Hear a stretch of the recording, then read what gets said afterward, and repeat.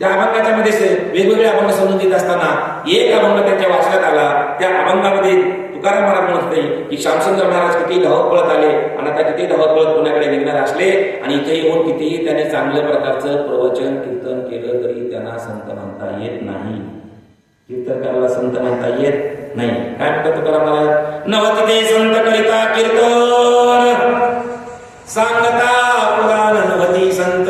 कीर्तन करणारा संत नाही, पुराण सांगणारा संत नाही. मग तुकाराम महाराजला विचारलं, महाराज भगवे कपडे घालतात त्याला तरी संत म्हणता येईल ना? तुकाराम महाराज म्हणजे भगवे कपडे घालणारा संत नाही असं नाही, पण कुणीतरी भगवे कपडे घातले आणि फक्त भगवे कपडे घातले म्हणून मला संत म्हणायला लागला. तुकाराम महाराज सांगतात भगवे कपडे घातले म्हणून संत म्हणायचं असेल तर गावातल्या सगळ्या कुत्र्यांना काय म्हणावं लागेल? संत म्हणावं लागेल. कारण त्याचा कलर कसा असतो ते मी नाही म्हणत. तुकाराम महाराज काय म्हणतात? भगवे करी स्वान सहज वेश त्याचा तेथे अनुभवाचा काय पंथ. अरे भगवे कपडे घातले आणि त्याला जर अनुभव नसेल, त्याच्याकडे जर ज्ञान नसेल तर त्याचा पंथ असू शकत नाही. पण हे जे बोगस संत त्याचे प्रचार बोगस संत. आमचे बाबा एवढे श्रेष्ठ आहेत की 6 महिने गुहेत राहतात आणि 1च महिना बाहेर येतात. आणि ज्यांचं भाग्य थोर आहे त्यांना दर्शन मिळतं. कुणाला दर्शन मिळतं? ज्यांचं भाग्य थोर आहे त्यांना दर्शन मिळतं. आपल्याला लई जोर असतो कशाचा थोर व्हायचा तर आपण म्हणतो ते आमच्या दर्शनाचं बघा ना बाबा छे ज्या वेळेला तुमचं भाग्य उजळेल ज्याच वेळेला तुम्हाला दर्शन मिळेल आपली उत्सुकता अजून वाढते, अजून आपण मागे लागतो. जरा बघा दर्शनाचं आपण परकीय त्याच्या तयार केलं असं लक्षात आलं. एक विषय हळूच म्हणते अरे बाबा तुम्ही बी जवळचे बाबा बी जवळचे तसे तर बाबा दर्शन देत नाही, पण मी तुमच्यासाठी काहीतरी करतो. तसे तर बाबा दर्शन देत नाही, पण मी तुमच्यासाठी काहीतरी करतो. पण तुम्ही बाबाच्या मठासाठी जरा काहीतरी करायचं, 4-2 लाखाची सोय करा, मग तुमचं दर्शन देतो. माणूस तरी म्हणतो का त्याने 4 लाख गोळा केले, दर्शन द्यायची तयारी केली, पण जाता जाता मला जरा तुकाराम महाराजांचं दर्शन मिळतो आणि तुकाराम महाराजांना विचारायचं दर्शन जाऊ. ते तुकाराम महाराजांकडे गेलं आणि तुकाराम महाराज महाराज ते गावात एक संत आले आणि ते म्हणतात की 4 लाख रुपये द्या आणि मग तुम्हाला दर्शन देतो. मी 4 लाख गोळा केले तर घेऊ का 4 लाख रुपये देऊन दर्शन? तुकाराम महाराज म्हणले 4 लाख रुपये देऊन दर्शन घेण्यावर त्याचं मोठे पण काय ते म्हणजे 6 महिने गुहेत राहते.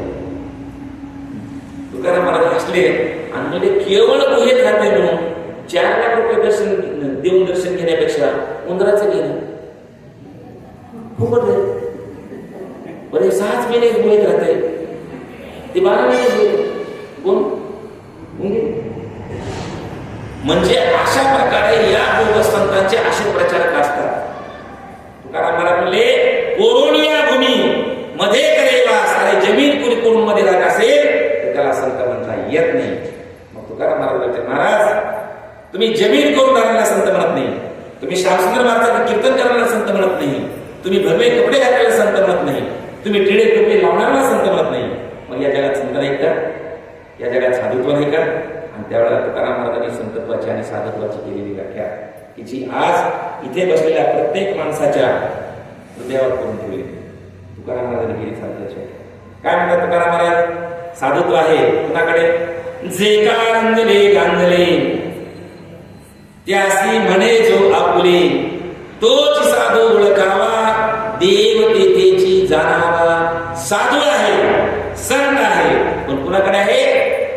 जो गोरगरिबांची सेवा करतो तो साधू. त्या अलेक्झांडरला हा इतका पटला, अलेक्झांडरला इतका अभिमान पटला की 1868 साली तत्कालीन इंग्रज सरकारच्या अर्थसंकल्पामध्ये 24,000 रुपयाची तरतूद तर तुकाराम महाराजांची गाथा प्रसिद्ध करण्यासाठी केली. तर तुम्हाला वाटतं 24,000 म्हणजे काय होणार आहे? 24,000 म्हणजे 24,000 कधीचे? आजपासून 160 वर्षापूर्वीचे, 100 वर्षात 160 वर्षापूर्वीची किंमत काय असेल त्याची? आज किमान 200 कोटी कडे एवढे खर्च करून पहिल्यांदा तुकाराम महाराजांची गाथा एका इंग्रज अधिकाऱ्याने प्रसिद्ध केली. म्हणजे वारकरी संप्रदाय कुठल्या एका जातीचा नाही, वारकरी संप्रदाय कुठल्या एका धर्माचा नाही, पंथाचा नाही. ते आपल्याला माहिती आहे की वारकरी संप्रदायाच्या अगोदर इथल्याच 2 परंपरांच्या मध्ये भांडण व्हायची, शिव आणि वैष्णव. आणि दोघांचं तसं तर राहणीमान सारखंच आहे, भीतीसारखेच करायचे. म्हणजे गंध लावायचा आहे तर शिवही कपाळालाच लावायची आणि वैष्णवही कपाळालाच लावायची. फक्त लावण्याची पद्धत वेगळी होती. शिव लावताना कसे लावायचे? शैव, वैष्णव. दोघांच्या मध्ये एवढी कट्टरता की एखाद्याचं सोय पण झालं आणि जर शैव परंपरेमधली मुलगी वैष्णव परंपरेमध्ये आली तर तिला वैष्णव परंपरेप्रमाणे लावायचं. पण एवढ्या दोन धर्मपंथामध्ये असणारी कट्टरता सुद्धा संपवण्याचं काम वारकरी संप्रदायाने केलं. तुकाराम महाराज म्हणतात, हरिहरा भेद नाही नका करू वाद, एक एकाचे उदयी गोडी साखरेच्या ठाई. म्हणजे वारकरी संप्रदाय एका जातीचा नाही, एका धर्माचा नाही आणि एका पंथाचा नाही. असं भारतीय संविधान एका जातीचं नाही, एका वर्णाचं नाही, एका पंथाचं नाही. आणि वारकरी संप्रदाय फक्त पुरुषांचा नाही तर तो स्त्रियांचा सुद्धा आहे. किंबहुना आता तुम्हाला 50% आरक्षण मिळालं, बरोबर की नाही? झालं निवडणूक तुमच्याकडे जिल्हा परिषद झाली का व्हायच्या? 50% आरक्षण नगराध्यक्ष वगैरे झालं सगळं. 50% आरक्षण महिलांना मिळालं सांगा नाही का? नवे आता फक्त आरक्षणापुरतं मर्यादित नाही. आता ह्या सगळ्या आमच्या ताई लाडक्या झालेल्या, कुणाच्या बी लाडक्या नाही. कोणाच्या लाडके? मुख्यमंत्र्याच्या लाडक्या. 50% आरक्षण मिळाले, एवढं महत्व आहे तुमचं. पण तुम्हाला सांगतो, खरं सांगायला तुम्हाला 50% आरक्षण मिळाले तर तुम्हाला काम करून देत जाऊ. नगरसेवक झाले ताई, आता आहे का ताई नगरसेवक? तुमचं काम तुम्हीच करा. नाही तर आमच्याकडे ग्रामपंचायत लय आवडते. सरपंच होते बायको, असं आहे होते नवरा, बरोबर का? बीडीओच्या मिटिंगला मुंबईला अधिकारी तुम्ही मुंबईला होते, गावाकडे आमच्या तालुक्यात बदली झाली, त्याला फोन केला, महाराज हा तुमच्या गावामध्ये मी आलोय, तुमच्या तालुक्यात आलोय, गावाकडे कधी आला तर या भेटायला. मी भेटायला गेलो, सरपंचाची मिटिंग होती. सरपंचाची मिटिंग आहे तालुक्यातल्या सगळ्या. किती पुरुष असायला पाहिजेत? 50%. महिला किती असायला पाहिजेत? 50%. एकही महिला नाही, सगळे पुरुष. म्हणजे आज तुम्हाला कायद्याने अधिकार दिलाय पण तरी सुद्धा काम करून दिले जात नाही. आता मला सांगा, पुढच्या वेळेला आता चांगली ओळख झाली आपली, अमरावती जिल्ह्यात बऱ्याच वेळा येणं झालंय, आता मला हे जरा गाव चांगलं वाटलंय, पुढच्या वेळेला मी इकडे आलो आणि तुमची ओळख झाल्यामुळे तुम्ही सगळे मला महाराज तुमचे आम्हाला विचार वगैरे पडतो, निवडणुकीला उभा राहा. इथे ग्रामपंचायत नगर परिस्थिती तुम्ही मला महाराज उभा राहा, मग मी उभा राहिलो, निवडूनही आलो. एवढा गडबड होते कीर्तनात काही होते, तसं मी निवडून आलो.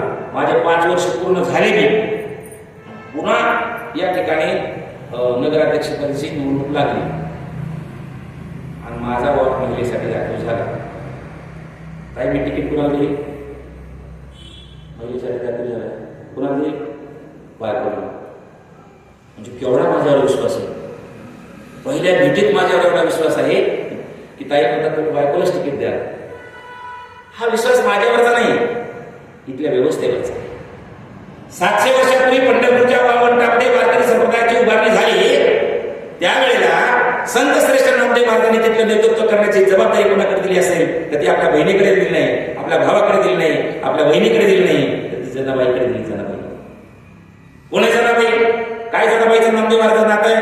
जनाबाई ही नामदेव महाराजांच्या घरामध्ये धुणं भांड करणारी बाई, पण तिचं कर्तृत्व पाहिलं आणि नामदेव महाराजांनी तिला त्या ठिकाणी नेतृत्व करण्याची जबाबदारी दिली. त्याचा पुढचा आहे का? बाबासाहेबांना गावातल्या महिलांना सुद्धा त्या दिवशी अधिकार द्यायला पाहिजे. 700 वर्षापूर्वी पंढरपूरमध्ये जनाबाईने नेतृत्व केलं. पहिल्या वारकरी संमेलनाच्या वेळेला सुद्धा नामदेव महाराजांनी तिला नेतृत्व करायचं दिलं. आता महिला आहे, पुढे जरा दबकली, नामदेव महाराजच्या घरी सगळं काम करायचे. पण आता तर एवढ्या मोठ्या लोकांसमोर काम करायचंय. नामदेव महाराज आहेत, ज्ञानेश्वर महाराज आहेत, जोगोबा महाराज आहेत, गुरुबा काका आहेत, एवढी मोठी मंडळी आली. याच्यासमोर मी कसं काम करत असताना प्रश्न पडला. तेवढा तिला मुक्ताबाईने मी उत्तर काम मुक्ताबाई जणी तुला जरा चेहरा पडल्यासारखं वाटायला ती नाही म्हणली, पण टेन्शन दिसायला मी तुला खूप म्हणून कशाचं. अगं नामदेव महाराज म्हणतात की या सगळ्याची व्यवस्था तू बघ, या सगळ्याचं नेतृत्व बघ. मी करीलही म्हणून, मी नेतृत्व करायला काय हरकत नाही, पण मी जर एखादं काम एखाद्याला सांगितलं त्यानं जर ते केलं नाही तर काय म्हणते बाकीचे पण मी का करू. एखाद्या आपल्या व्यवस्थेमध्ये कोणते करता माणूस लागतो, कुठेतरी अध्यक्ष लागतो आणि त्याने सांगितलं सगळं नाही ऐकायला पाहिजे आणि एखाद्यानं ऐकलं नाही आणि मग तिसरा तेच काम सांगितलं ते म्हणून मीच का करू. त्यानेच केलं नाही तर मीच का, आणि मीच का म्हणलं की कोणत्याही कार्यक्रमाचा इचका झाल्याशिवाय. तसं जनाबाईला वाटलं मी काम सांगेल, पण ते जर एखाद्या माणसाने केलं नाही तर सगळेजण मग त्या ठिकाणी दुसरे कोणी काम ऐकणार नाहीत, आणि ऐकले नाही तर व्यवस्था विस्कळीत होईल. मुक्ताबाईने ऐकलं. मुक्ताबाई भारी हुशार, ती भारी हुशार. तिने चांगदेवाला मार्गदर्शन केलं होतं. ही बघ वारकरी संत परंपरा आणि स्त्री शक्तीची ताकद बाबासाहेब ओळखली. मुक्ताबाईने सांगितलं की जनाबाई तू सामान्य माणसाला काम सांगू नको म्हणे. मग इथं सगळ्याला जे मान देतात ना त्याला पहिलं काम सांग. मग इथं कोणाला मान देते? ज्ञानेश्वर महाराजाला. इथं सगळ्यांना बोलावलंय कोणी? नामदेव महाराजांनी. मग येतात प्रमुख माणसं कोण आहेत? नामदेव महाराज, ज्ञानेश्वर महाराज. जनाबाई म्हणजे पहिलं काम या दोघाला सांग. मग नामदेव महाराज चौकात येते आणि चौकात उभा राहून जनाबाई सांगते नामदेव महाराज आजचं कीर्तन तुम्ही करायचं, आणि ज्ञानेश्वर महाराज त्यांच्या मागे चाल तुम्ही म्हणायची. काय बघाय? नामदेव कीर्तन करी पुढे देव नाचे पांडुरंग जनी म्हणे ज्ञानदेवा बोला म्हणून नामदेव महाराज तुम्ही कीर्तन करायचं आणि ज्ञानेश्वर महाराज तुम्ही चाल म्हणायची. आणि त्याच्या पुढे सांगतो जनाबाईची ताकद, स्त्री शक्तीची ताकद. वारकरी संप्रदायाने तुम्हाला 50% आरक्षण दिले आहे, पण अजूनही नवऱ्या सह्या ठोकतात. सरपंच पदाची सोडा. मंत्रालयामध्ये विधान भवनामध्ये काम करत होतो. एक महिला आमदार होत्या. त्या महिला आमदाराचे पती त्यांना गेटपर्यंत त्या फायली घेऊन द्यायचे आणि मध्ये गेल्या की बाहेरून आल्याबरोबर काढून घ्यायचे.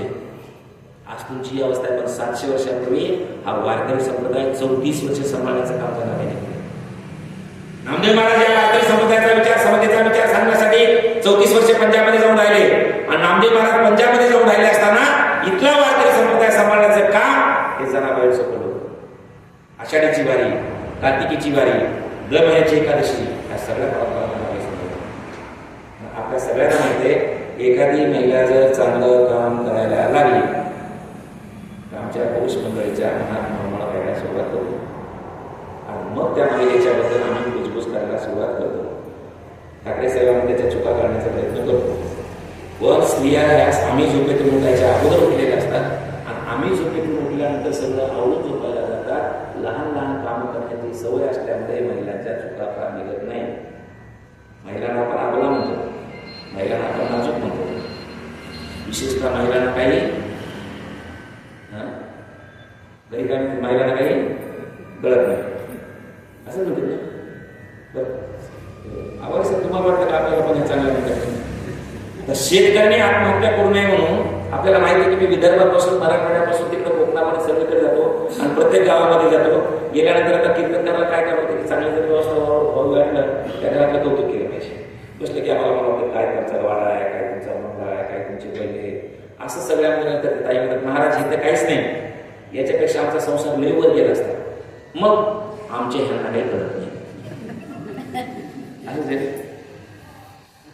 हे घरात म्हणतात आपण जाहीर म्हणतो, पण तुम्हाला या ठिकाणी मी अत्यंत धाडसानं सांगतो की आपल्यापेक्षा महिला जास्त हुशार आहेत, आपल्यापेक्षा महिला जास्त कंट्रोल आहेत. हे महिलांनी या जास्त यावं म्हणून सांगत नाही, पण जास्त महिलांना इकडे घेऊन या. तुम्ही म्हणा महाराज तुम्ही त्या ठिकाणी विधान केलंय की महिला आपल्यापेक्षा जास्त हुशार आहेत, तर त्याचा पुरावा द्या. आणि तुम्हाला माहिती मी काही नुसतं कीर्तन करणे आणि पत्रकार आहे, आणि त्याच्यामध्ये मग सांगितलं तुम्ही कोणती पत्रकारिता केली.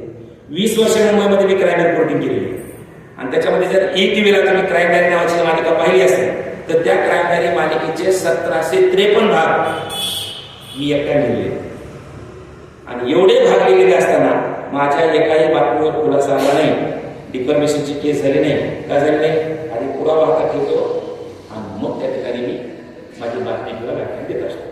ते मला महाराज ठीक आहे तुम्ही सांगितले द्या बरं पुरावा, आमच्यापेक्षा महिला जास्त हुशार आहे त्याचा. तुम्ही सगळे प्राध्यापक आहात, बरेच जण प्राध्यापक आहात, शिक्षण क्षेत्रातले आहात. गेल्या 12 वर्षात आमच्याकडचं माहिती मला, तुमच्याकडचं माहिती नाही. गेल्या 12 वर्षात 10वी आणि 12वीच्या परीक्षेमध्ये ठाकरे सर पहिलं कोण येते? मुली का पोरग? कोण येते? मुलीच तुमच्याकडे पण आमच्याकडे पण तसेच. म्हणजे मुली ह्या हुशार. दुसरं माझं वक्तव्य असं होतं की आपल्यापेक्षा महिला मनाने जास्त गंभीर आहेत. तुम्हाला नाराजी काय मला पडत का पडत नाही? तर आम्ही आतापर्यंत ऐकले महिला आमला असतात, महिला दुबळ्या असतात, महिला काही कळत नाही, महिला मुळून रडतात, किंबहुना महिलांना रडलंच पाहिजे. लग्नाच्या वेळेला किंवा दुःखाच्या वेळेला कधी बाई रडली नाही वालत्या काळाची, म्हणजे तिचा नवरा रडला की नाही तुम्ही म्हणत नाही, पण पुन्हा ती कशी असली पाहिजे, नाजूकच असली पाहिजे.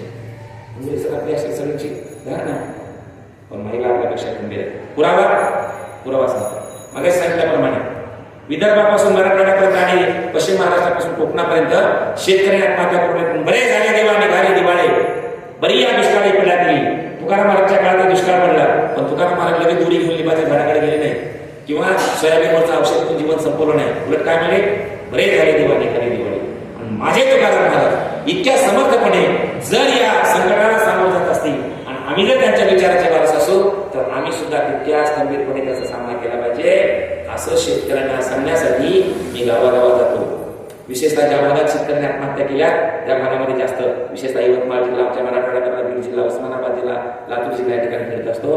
आणि हे सगळं फिरत असताना मला जाणवतं, अनेक गावामध्ये मी गेलोय, अनेक गावात शेतकऱ्याला सावकाराचं कर्ज फिटत नाही, मुलीचं लग्न मला करता येत नाही, पोराला मला शिक्षण योग्य देता येत नाही, म्हणून हातबल होऊन आत्महत्या केलेल्या शेतकऱ्याची अनेक उदाहरणं मला पाहायला मिळाली.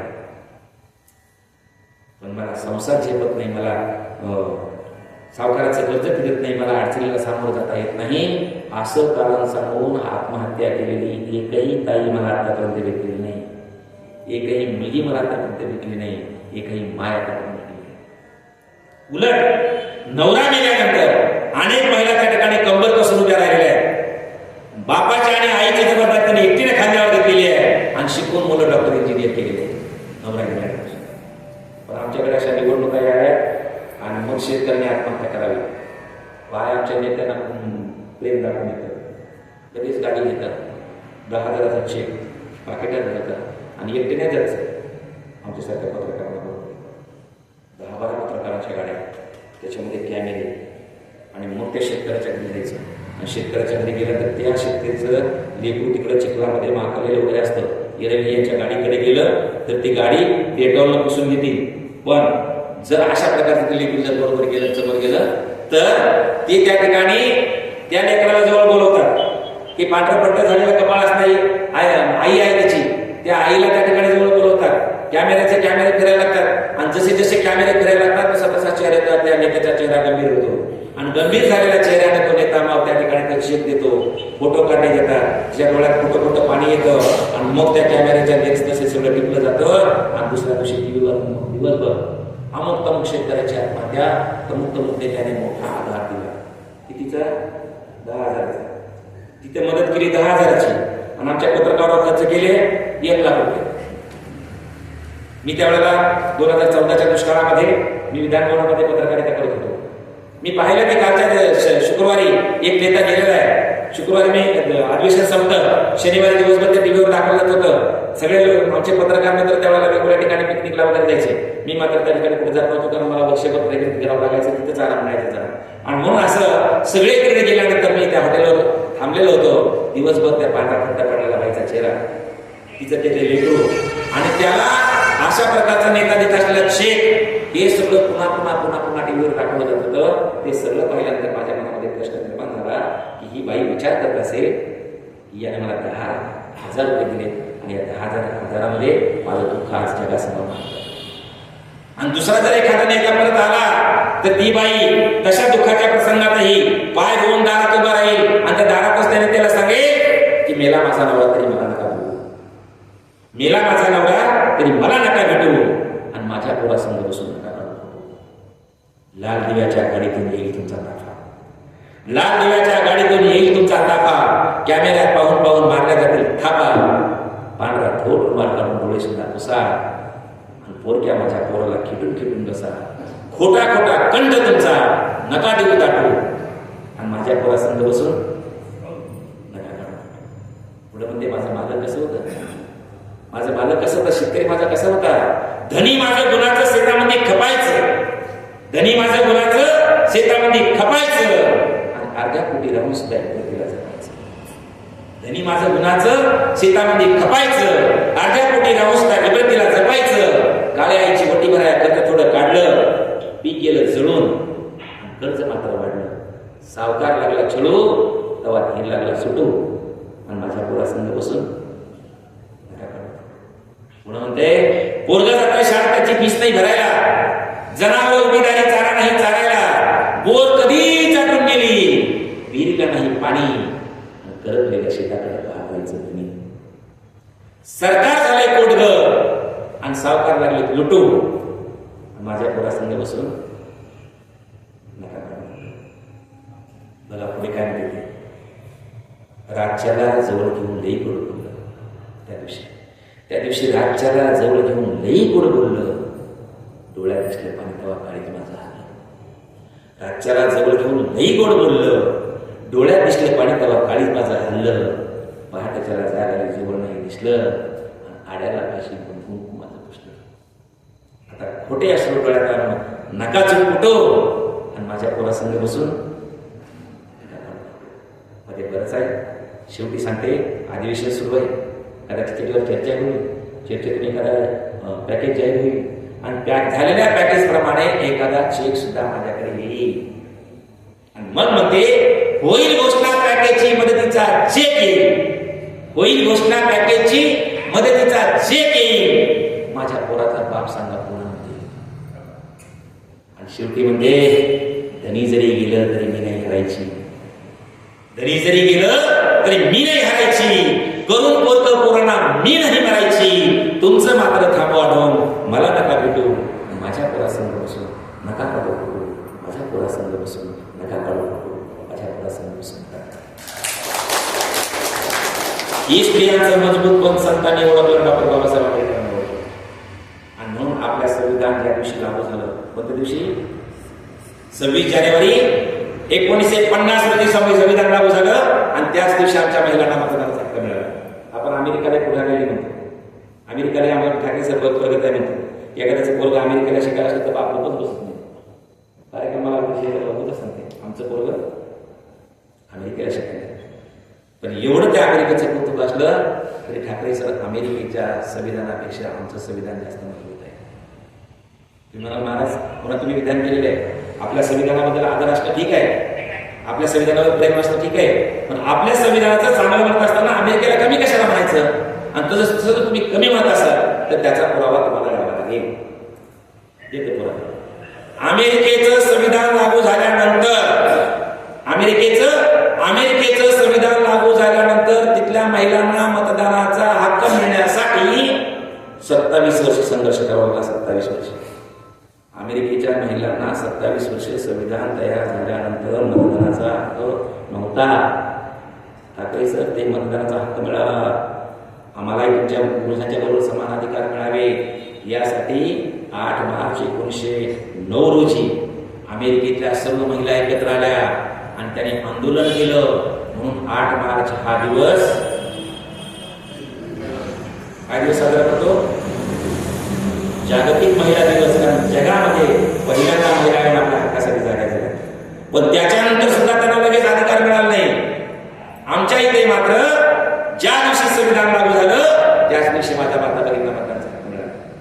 आम्ही आमचे अमेरिकेला पुढारी म्हणतो. सर फार जबाबदारी बोलतोय आम्ही अमेरिका फार पुढारी म्हणतो. तर आजही अमेरिकेतल्या लोकांचा महिलाकडे पाहण्याचा दृष्टिकोन आपल्या भारतात बदलला नाही. महाराज पुरावा देतो. आज अमेरिका एवढ्या पुढारी म्हणतो, पण आज 21व्या शतकात सुद्धा अमेरिकेची राष्ट्राध्यक्ष महिला होऊ शकलेली नाही. श्यामसुंदर महाराजांवर विश्वास ठेवायची गरज नाही आणि कोणत्याच महाराजावर विश्वास ठेवू नका. तुम्ही महाराजावर विश्वास ठेवायला आमच्यासारख्या मग आमचं बरंच आहे. ज्या दिवशी तुम्ही महाराजांना प्रश्न विचारायला लागला की तुम्ही हे अमुक मानला त्याचा पुरावा काय, तर त्या दिवशी आपल्याला कळेल. काय कळेल? की अनेक महाराज आमच्या घरी बसले असते. महाराज पुरावा काय? पुरावा सांगतो की अमेरिकेतला अजून राष्ट्राध्यक्ष झालेले नाहीत. मला त्या ठिकाणी विचारायची गरज नाही. तुम्ही मोबाईल चालू करायचा, नेट ऑन करायचं, गुगलवर जायचं, सांगायचं अमेरिकेचे राष्ट्राध्यक्ष तुम्हाला एकही महिला भेटणार नाही. पण विश्वरत्न महामानव डॉक्टर बाबासाहेब आंबेडकरांनी जे आम्हाला संविधान दिलं त्या संविधानाने या भारतामध्ये जेवढे जेवढे मोठे पद आहेत त्या मोठ्या पदावर बसण्याचा मान महिलांना मिळाला. सर्वात मोठं पद आहे की ज्या पदावर बसलेल्या व्यक्तीची सही झाल्याशिवाय इथला कोणताच कायदा मंजूर होत नाही. कोणतं पद आहे? राष्ट्रपती. त्या राष्ट्रपती पदावर 2 महिला बसल्या. एक तुमच्या अमरावती जिल्ह्यातच. कोण? प्रतिभाताई पाटील. दुसरा द्रौपदी मुर्मू. त्याच्यानंतरचं दुसरं पद आहे पंतप्रधान पद. ज्या पदावर बसलेली व्यक्ती प्रत्यक्ष कारभार करत असते अशा पदावर सुद्धा एक महिला बसली. नाव तुमचं विकीर्तन आहे, माझ्याकडेच नाही. नाव सांगा. इंदिरा गांधी. असल्या कडक पंतप्रधान, असल्या खतरनाक पंतप्रधान. ते पाकिस्तानी पुन्हा तिकडून अतिरेकी घुसव, तिकडून हल्ले कर. इंदिरा गांधीनं पाहून घेतलं त्या पाकिस्तानला असा झटका दिला की एका पाकिस्तानचे 2 तुकडे करून टाकले. बांगलादेशाची निर्मिती झाली. संविधानाला दिलेल्या अधिकारांना त्या करू शकल्या. म्हणून महिलांना सुद्धा सारखा अधिकार आहे. जेंडर इक्वॅलिटी पासून ते जाती इक्वॅलिटी पर्यंत वारकरी परंपरा आणि संविधान सारखं आहे. हे सांगता मला 1 तास झालेला आहे. पुढच्या मी 5 मिनिटांमध्ये संत साहित्यामध्ये स्वातंत्र्य आणि समता हे मूल्य सांगून थांबणार आहे. समता काय? स्वातंत्र्य काय? अभिव्यक्ती स्वातंत्र्य. आज श्यामसुंदर महाराज या परिस्थितीमध्ये सुद्धा बोलू शकतो, संविधान दिंडी काढू शकतो, संतांचा विचार मांडू शकतो. कारण विश्वरत्न डॉक्टर बाबासाहेब आंबेडकरांनी आम्हाला अभिव्यक्ती स्वातंत्र्याचं महत्व, अभिव्यक्ती स्वातंत्र्य आम्हाला दिलेलं आहे. स्वातंत्र्य राहण्याचं खाण्याचं दिलेलं आहे. मी करू शकतो. आणि हे स्वातंत्र्य पहिल्यांदा नामदेव महाराजांनी दिलं. नामदेव महाराजांना श्यामसुंदर महाराजाला कीर्तन करण्याचा अधिकार नव्हता. तुम्हाला कीर्तन ऐकण्याचा अधिकार होता. पण नामदेव महाराजांनी पहिलं काही काम केलं असेल तर नामदेव महाराजांनी पहिल्यांदा वारकरी कीर्तन सुरू केलं. मग अगोदर कीर्तन नव्हतंच का? कोणतं कीर्तन अगोदर? आता एक कीर्तन आहे. कोणतं कीर्तन? नारदी कीर्तन. आणि नारदी कीर्तनामध्ये कसं आहे, असं काळकरी असतात. तुमचे कीर्तन असेल तर या बाजूला काळकरी, त्या बाजूला काळकरी. नारदी कीर्तन काळकरी असतात. मध्ये कीर्तन काळ असतो. या बाजूला तबलेवाला, या बाजूला पेटीवाला. आणि जे काय विषय मांडायचा आहे ते एकट्याने मांडायचा. बाकीच्याने तुमची बायको द्यायचं, शांतपणा करायचा नाही. नामदेव महाराजांनी पहिला बदल केला. या बाजूला 5-25 टाळकरी, त्या बाजूला 5-25 टाळकरी. आणि कीर्तनकार कीर्तन करत असेल त्याला आपलं मत मांडण्याचा अधिकार दिला. आणि सांगितलं सकळासी येथे आहे अधिकार, कलियुगी उद्धार हरीच्या नामे. सगळ्यांना इथे अधिकार आहे असं मत मांडण्याचं सांगितलं. म्हणून त्यावेळेचे संत आपली मतं अभंगातून नोंदवू शकले. 2-3 उदाहरण देऊन सांगणार आहे आणि लगेच मी थांबणार आहे. चोखोबा महाराज मध्ये बडव्याने हटवलं पंढरपूरच्या मंदिरात. त्यावेळेला मोठा गदाजप झाला आणि बडव्याने आरोप केला की आम्ही हजारो वर्ष वारकऱ्यांची सेवा करतोय आणि आमचा अन्यायाने त्या ठिकाणी हा हक्क हिरावून घेतलेला आहे, बडवे पण आमचं काढून घेतलेलं आहे. अशा प्रकारचा बडव्याने आरोप केला. डिबेट झाल्या. त्या डिबेटमध्ये IBM लोकमतवर पुण्यामधून सदानंद मोरे सर होते. भारत पाटणकर साहेब त्यांनी हा लढा लढला की सर्व माणसाला त्या ठिकाणी पुजारी पद मिळालं पाहिजे. ते भारत पाटणकर साहेब त्या ठिकाणी पश्चिम महाराष्ट्रात होते. मी मुंबईच्या स्टुडिओमधून होतो आणि पंढरपुरातून एक बडवे होते. त्या बडव्याने आव्हान दिलं की हजारो वर्ष बडव्यांनी वारकऱ्यांची सेवा केली, पांडुरंगाची सेवा केली, आमचा अधिकार हिरावून घेतलाय आणि आज आम्ही वारकऱ्यांना त्रास देतो म्हणून आमचा अधिकार हिरावून काढून घेता. तर वारकऱ्यांना बडव्यांनी त्रास दिला आहे असं एक उदाहरण असलं तर सांगा, एक पुरावा असला तर सांगा. आणि तो पुरावा लेखी पाहिजे. मध्ये त्या एका दुसऱ्याला प्रश्न विचारले, तिसऱ्याला प्रश्न विचारला, मग माझ्याकडे मला 4थाच प्रश्न विचारला होता. पण मी मला बडवे महाराजांनी एक आव्हान दिले की बडव्याने जर वारकऱ्यांना त्रास दिला असेल तर त्याचा पुरावा द्यावा. आणि माझं तर म्हणणं आहे की हजारो वर्ष बडव्याने वारकऱ्यांना त्रास दिला असला पाहिजे. पण मी हजारो वर्ष म्हणणार नाही. मग मी फक्त 700 वर्षापूर्वी बडव्याने वारकऱ्यांना त्रास दिला होता याचा पुरावा माझ्याकडे आहे. लगेच तिकडून चौथा म्हणले काय काय काय पुरावा आहे तुमच्याकडे? कुठल्या पोलीस स्टेशनला तक्रार झाली असते? थांबा, त्यावेळेला पोलीस स्टेशन नव्हते. वारकऱ्यांचं पोलीस स्टेशन एकच होतं, पांडुरंग. आणि त्या पांडुरंगाला साक्षी ठेवून चोखोबा महाराजांनी त्या ठिकाणी पुरावा लिहून ठेवलाय. काय म्हणतात चोखोबा महाराज? धाव घाले मिठू आता चालू नको मंद, बडवे मज मारिता ती काय असा अपराध, विठोबाचा हार तुझ्या कंठी कैसा आला, शिव्या देती म्हणती महाराज देव वाटविला. म्हणजे शिव्या देते म्हणले, मारतात म्हणले, देव वाटविला म्हणले. आणि कारण पण सांगितलं. काय सांगितलंय? शिव्या देती म्हणती महाराज देव वाटविला. आणि कुणी मारले? पुजारीने म्हटले. मग बडवे मज मारिता. हे जर चोखोबा महाराजांनी लिहून ठेवलं नसतं, त्यांना जर अभिव्यक्त होण्याचं माध्यम नामदेव महाराजांनी दिलं नसतं, हे आम्हाला कधीच कळलं नसतं. त्यांचा मुलगा अत्यंत खतरनाक. त्याचा अर्थव्यवस्थेचे चटके त्यावेळेला किती बसत होते आणि आपण सुद्धा आपल्या लहानपणी पाहिलेले आहे. त्यावेळेला चोखोबा महाराजांचा मुलगा या जातव्यवस्था चटक्याबद्दल, जातव्यवस्था वागवत असल्याबद्दल, त्यावेळेच्याबद्दल जातीवरून पक्षपात करत असल्याबद्दल देवाला प्रश्न विचारला. देवाची लाज काढली. कीर्तन व्हायचं पंढरपुरामध्ये. चोखोबा महाराज पांडुरंगाचे भक्त कुटुंबासह यायचे. सगळ्या कुटुंबाच्या नावाने अभंग आहेत. सगळे संत त्यांच्या तेवढं काही मी सविस्तर जात नाही. आणि मग मध्ये कीर्तन व्हायचं ना, चौक मार्गाला मात्र मध्ये जाता यायचं नाही, दारामध्ये जाऊन कीर्तन ऐकावं लागायचं. आणि मध्ये ना मग कीर्तन काय सांगायचं, मग जीव लोके जीव बुद्ध सनातन हा. भगवंत साहेब जगामध्ये सगळे लेकर त्या भगवंताचे जीव हे भगवंताचे लेकर आहे. भगवंत कुणाला बोज म्हणत नाही, कुणाला नीच म्हणत नाही, असा आमचा भगवंत आहे असं कीर्तनकार सांगायचा.